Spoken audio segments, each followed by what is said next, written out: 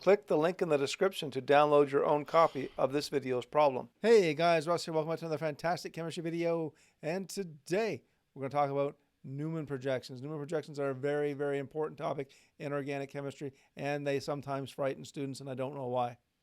They're not that hard to do. Trust me, we got this. I'll get you through it. It's not hard. First thing you have to understand about Newman projections is they take it from a point of view of looking through a bond. So according to this question, our eyes will be here. So in other words, we're standing here. Let's draw ourselves standing there. And we wear top hats because we're stylish. So we're looking through this bond here, from here to here. So now all Newman projections start the same way. They all start with a circle, and there's a point in the center. The circle represents the carbon back here. The point in the center represents the carbon in the front. They all start this way. They all do the same thing. So now, it's also important that you understand that in a skeletal formula, there's 2 hydrogens on this carbon and 2 hydrogens on this carbon. So to draw that, you would draw a hydrogen coming out at you and a hydrogen going back into the plane of the video screen. The back carbon would have a hydrogen coming up and out and back and up like that. That's how they would look. Okay, you have to know that. So this would be, let's call that HA, let's call that HB, HC, and HD, just to differentiate them. Just because the hydrogens are the same, right? So to differentiate the 2 hydrogens, we'll just give them HA, HB, HC, and HD. Okay?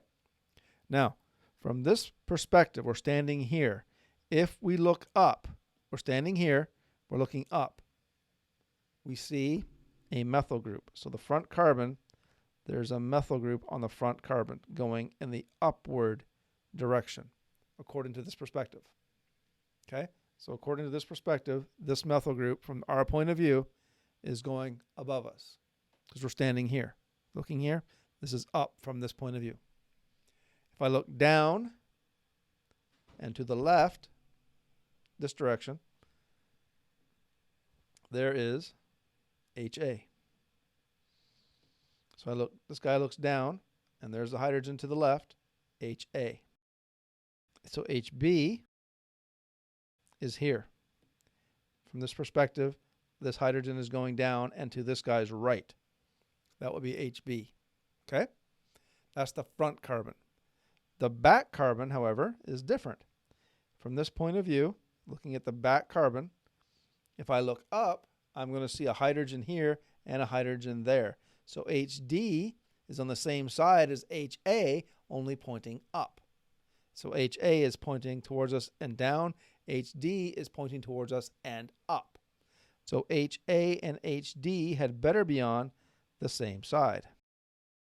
Now notice HD touches the circle. HA goes to the center of the circle, to the point. Okay? So HA goes into the circle to the point. HD goes to the circle and stops on the circle. That's because HA is bonded to the carbon in front. HD is bonded to the carbon in back. So HC, on the other hand, would be right there. And the methyl group would be down from this point of view. Notice HC and HB are both going back. So HC and HB are on the same side. C and B are on the same side. One's pointing up, the other's pointing down. Okay, and this is called the anti-configuration. This is anti. Anti. Now, when you want to draw configurations of using Newman projections, my advice is to take one of the carbons, the front or the back, doesn't matter which one, and nail it to the screen. It's not going to move. So one carbon moves, the other carbon stays still.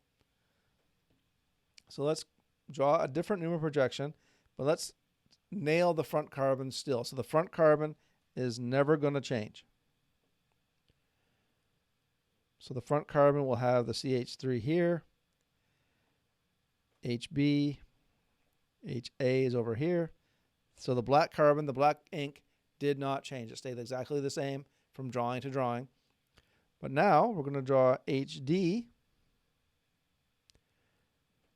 here, HC will be here, and the CH3 will be here. In other words, I rotate the back like that.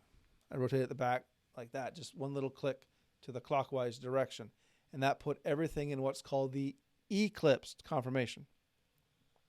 Eclipsed, when the front groups and the back groups are overlapping. Now, I didn't draw the CH3 and the H's and all that directly behind themselves, each other, because it's hard. You can't see it then. Like, it'd be hard to draw that. It'd be really messy. So I drew them off just a little bit so you can still see them, so you still know they're there, and it's a lot neater. And also, I tried to give the illusion of depth by drawing the purple stuff a little bit smaller than the front stuff to give the illusion of depth, okay? And let's just keep rotating it. So now we're going to rotate the back carbon this way, okay?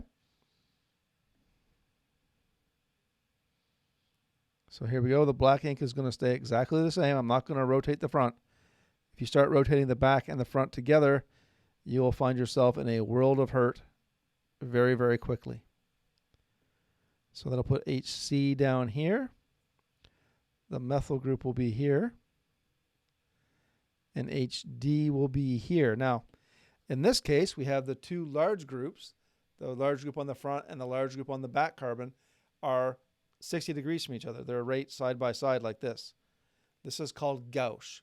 Okay? This is known as gauche. When the large group from the front carbon and the large group from the back carbon are within 60 degrees of each other, this is known as gauche. Let's keep moving.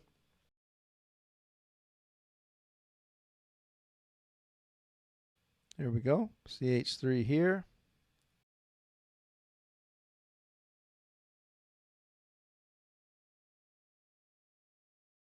There we go.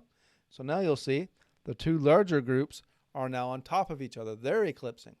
So when the two large groups are eclipsing each other, that's known as a total eclipse.